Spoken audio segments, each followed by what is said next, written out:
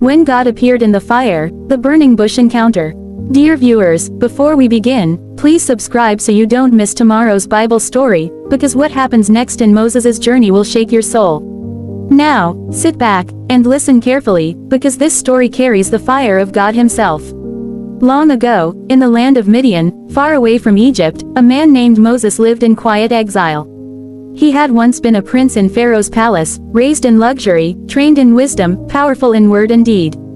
But after killing an Egyptian who was beating a Hebrew slave, Moses fled for his life into the wilderness. Years passed. The deserts baked under a burning sun. The winds carried whispers of the past, Egypt, slavery, and his people's cries that still echoed in his heart. Moses tried to forget. He built a new life, tending the sheep of his father-in-law, Jethro. But destiny does not forget a man whom God has chosen. One ordinary day, as Moses led his flock across the rocky slopes of Mount Horeb, something strange caught his eye. Up ahead, a bush burned with fierce, golden fire. The flames leapt high, twisting in the air like tongues of lightning, but the bush itself was not burning up. Moses froze. His heart began to pound. "What is this?" he whispered. "A bush that burns, but is not consumed." He stepped closer, his sandals scraping the stones. The desert was silent, no wind, no sound, only the hiss of holy fire. The air grew heavy, thick with something that felt alive. As he drew near, a voice thundered from within the flames. "Moses, Moses!" He stumbled back, trembling. "Here I am." Then the voice said, "Do not come any closer. Take off your sandals, for the place where you stand is holy ground."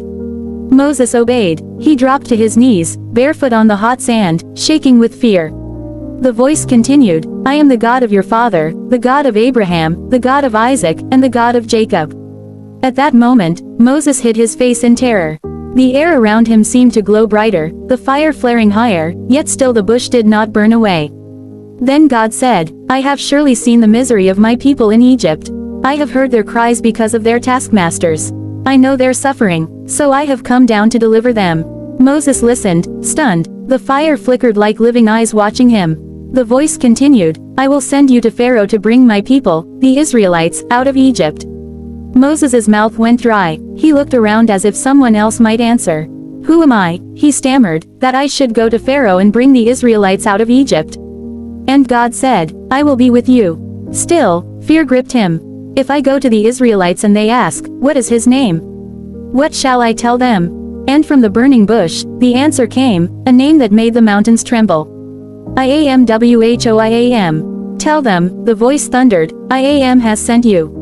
The wind began to stir, the flames seemed to dance around Moses without touching him. He could feel the heat but not a single hair was singed. Then God gave him signs of power. "Moses, throw down your staff."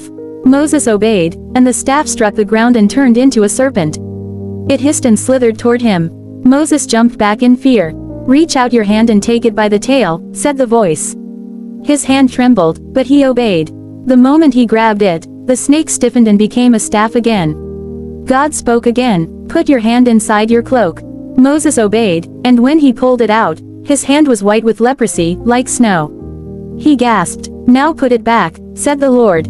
He did, and when he drew it out again, his hand was healed, smooth as before. Then God said, "If they will not believe these signs, I will turn the waters of the Nile into blood." Moses' fear deepened. "O Lord," he said, "I am not a man of words. I am slow of speech and tongue."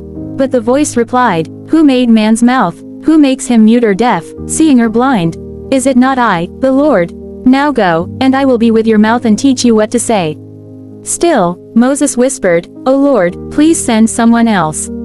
Then the fire roared louder, not in anger, but in holy power. "Your brother Aaron will speak for you," God said. "You shall tell him what I command. Now take your staff, for with it you shall perform my wonders." The flames began to fade, and the desert wind returned. The bush still stood, green, untouched, but forever marked by divine fire. Moses stood there, trembling, unable to speak. The holy silence was louder than thunder. He looked at his hands, the same hands that had once shed blood in Egypt, and now, they had been chosen to set a nation free. As he turned to leave the mountain, the sun broke through the clouds, shining over the barren land. The burning bush was gone, but the fire now burned within him. Moral and message: when God calls you, it might come in a moment that burns with fear and awe. Sometimes, his voice will shake your comfort and send you back to the very place you ran from. But if you obey, the same fire that once terrified you will become your strength.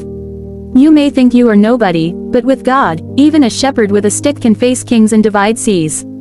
Dear viewers, this is just the beginning of Moses' journey. Tomorrow, we will see what happens when Moses returns to Egypt, when Pharaoh hardens his heart and God's mighty hand brings the plagues upon the land. So please subscribe now, and don't miss tomorrow's Bible story, because what comes next is powerful, terrifying, and glorious.